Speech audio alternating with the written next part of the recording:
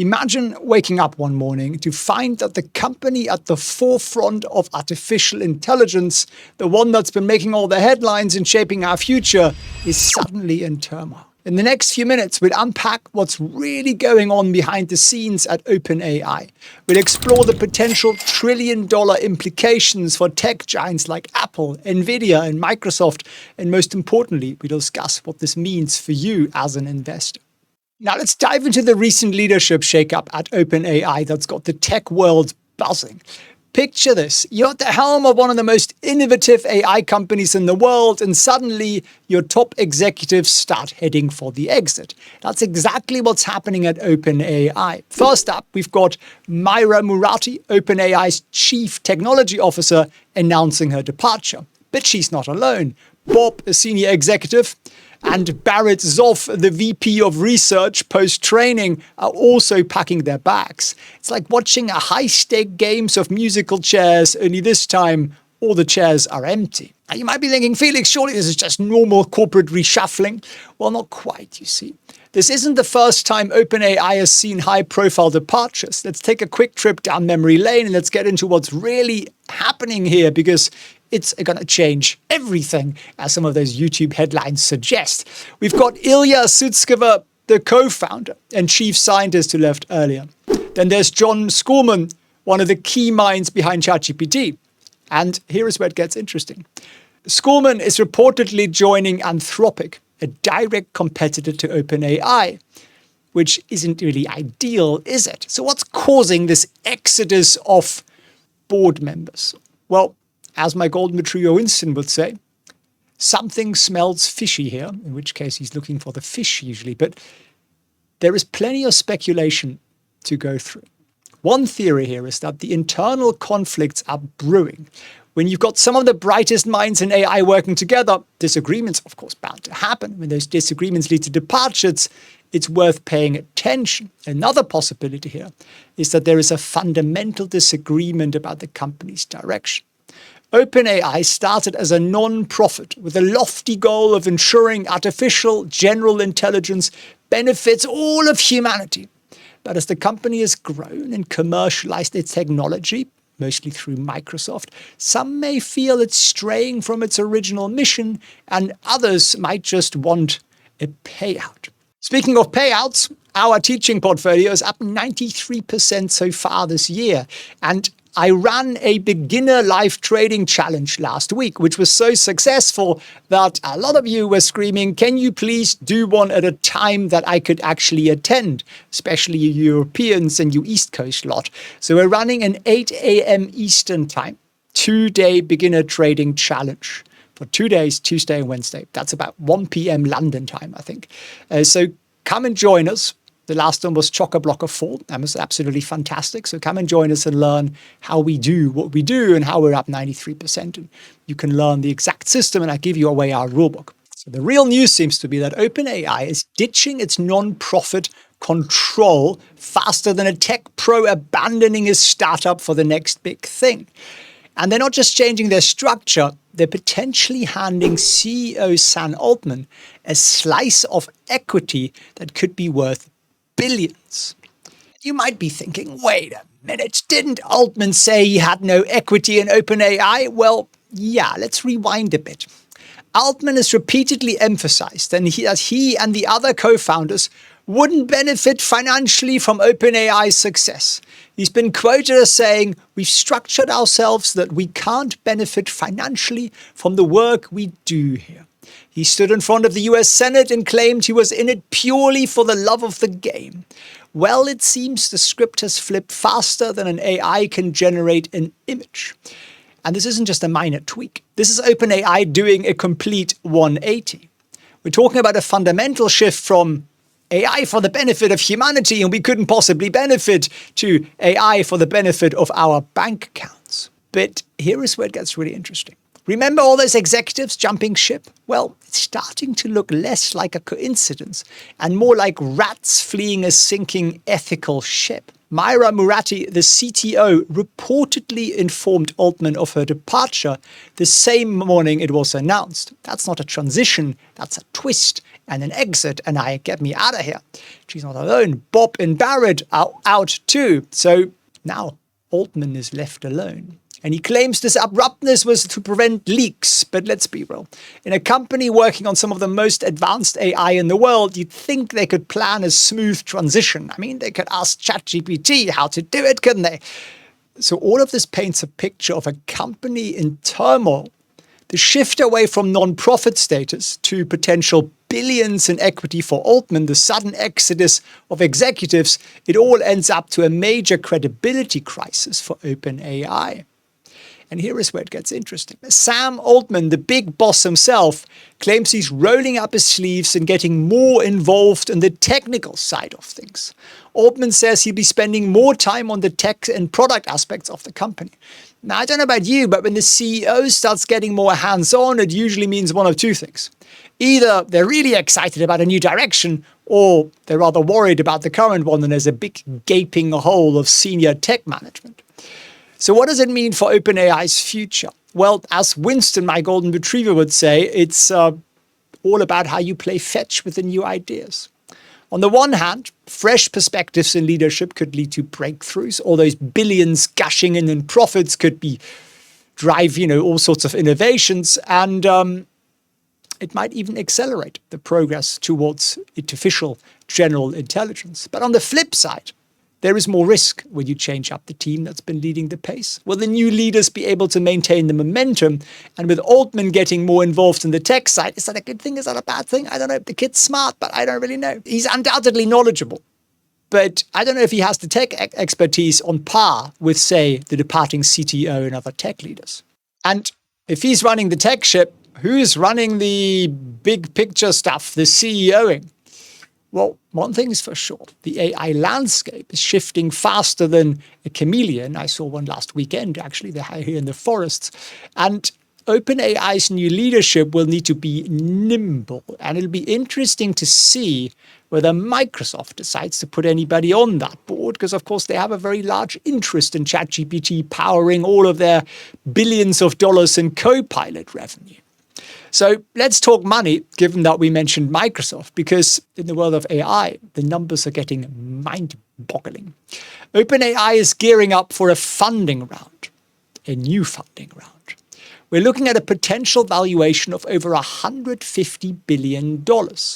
That's pretty extraordinary. But there is more. Tech giants are circling like sharks that have smelled blood in the water. First up, we've got Apple. Now imagine Siri suddenly becoming as smart as ChatGPT. That seems to be the plan. And Apple is now considering investing in OpenAI. And then there is Nvidia providing the hardware, one of their biggest clients indirectly and directly, to make all the magic possible. Their interest in OpenAI is, like a master chef investing in a new revolutionary oven or something like that. Is that a good analogy? Well, you get the idea. And let's, of course, not forget Microsoft. They've already poured $13 billion into OpenAI, although a lot of that was in the form of compute power rather than actual cash. So they are definitely putting their money where their mouth is.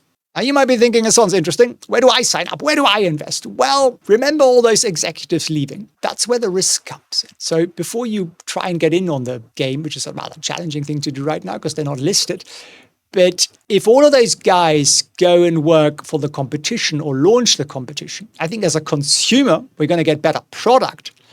But for OpenAI, there are going to be some serious challenges out there. Let's go through our key companies here. For Apple, success could mean leapfrogging competitors in the AI assistant space. For Nvidia, it's about cementing their position as the backbone of AI infrastructure. And for Microsoft, it's all about staying at the forefront of AI integration across their Office products and ERP products and everything else. So OpenAI is likely to face some serious challenges here in the beginning. First up, there's the question of innovation and momentum. Are they trying to, build the rocket and they're halfway to Mars and half the engineering team just decided to hop off mid-flight and go back home?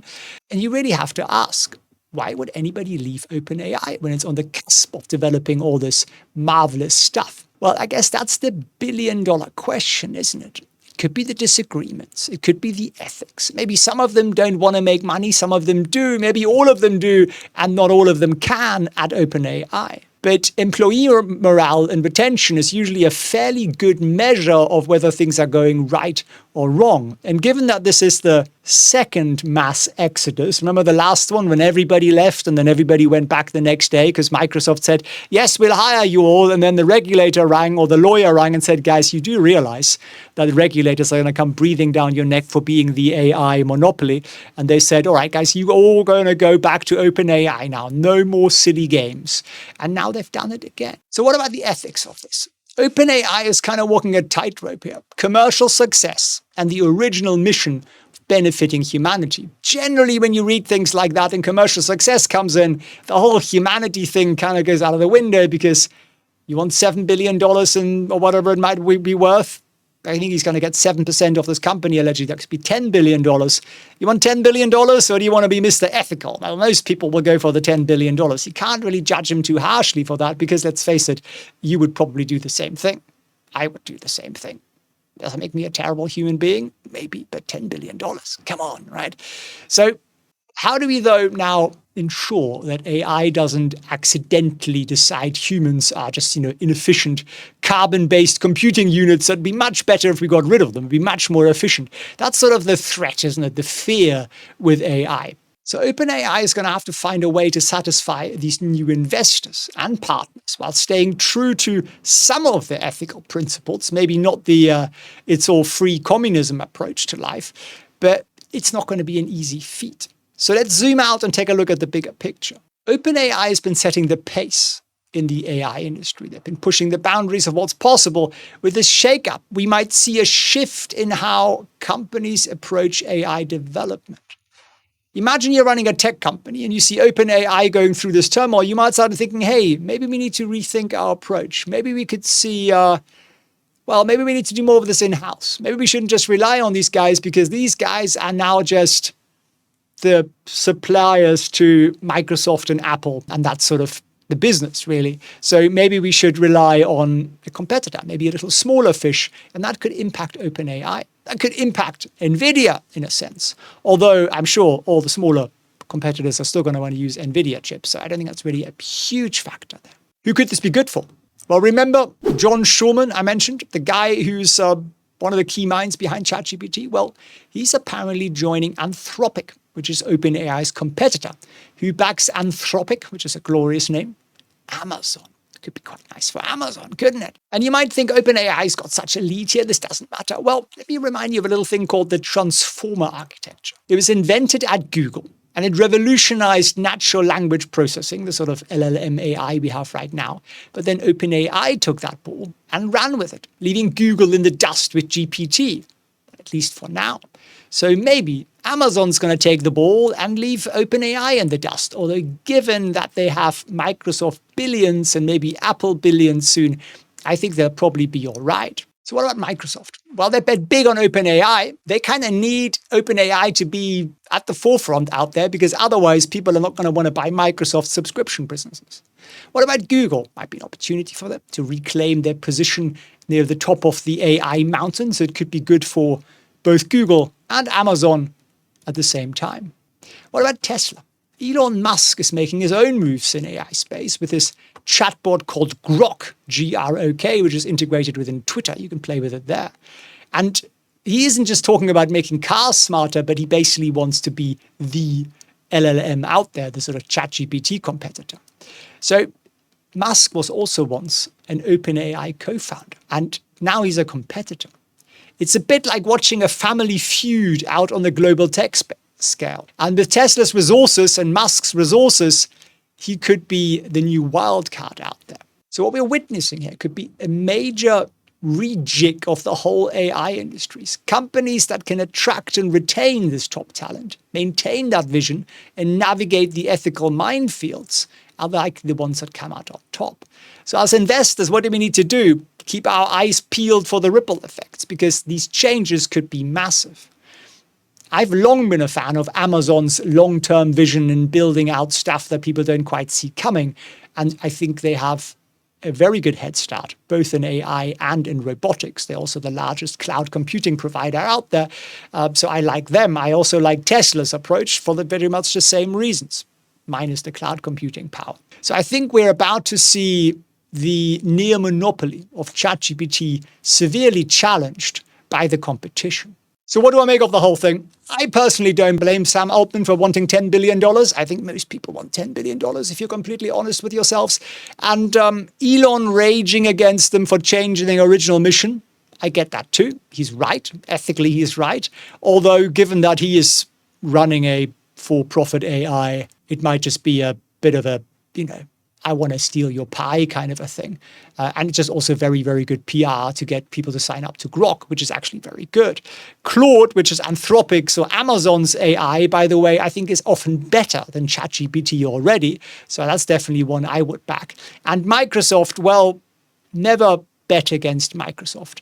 They're very, very good at selling the average. So at the moment, ChatGPT is pretty extraordinary, not brilliant, but extraordinary. So I would say we now likely have at least 3 big companies who will benefit from this. And you know what? That's actually going to be good for Microsoft, because the threat here is if they are the AI monopoly, they're going to have a load of headache from regulators around the world again and spend the next 20 years fighting that off. Whereas if you could point and go, look, Amazon's doing it, Tesla's doing it, they're all doing it, we're all doing it, we're not that bad, then you're kind of all right. So actually, probably Microsoft walks away as a winner here. We're going to have a for-profit, $100 billion+ OpenAI company. I think you're going to see an IPO in the next 24 months of that, which means they're going to collect some more money and you'll get a chance to invest in the thing directly yourself. And you can then judge whether that will be a tech giant on its own accord or whether that's just a little outlet that keeps Microsoft out of the firing line of regulators. So there you are. The saga continues. It's more interesting than a daytime soap. If you enjoyed the little video, then smash the you-know-what. If you want to learn about how we are up 93% so far this year trading, with just a little bit of AI help, it's true, then come and join me on Tuesday, felixfriends.org/challenge. That is at 8 a.m. Eastern time or 1 p.m. London time for you folks in Europe. And we're going to have some fun. I'll teach you our 3-step system. I'll teach you, we'll do some live trading together, and we'll have some fun together. And I wish you a beautiful rest of your day. Thanks for tuning in. In a shocking turn of events, the tech stock that makes the market move, Apple, plummeted about 3% in one day. The culprit, Wall Street's analysts report suggesting sluggish iPhone 16 pre-orders. But is this truly the canary in the coal mine?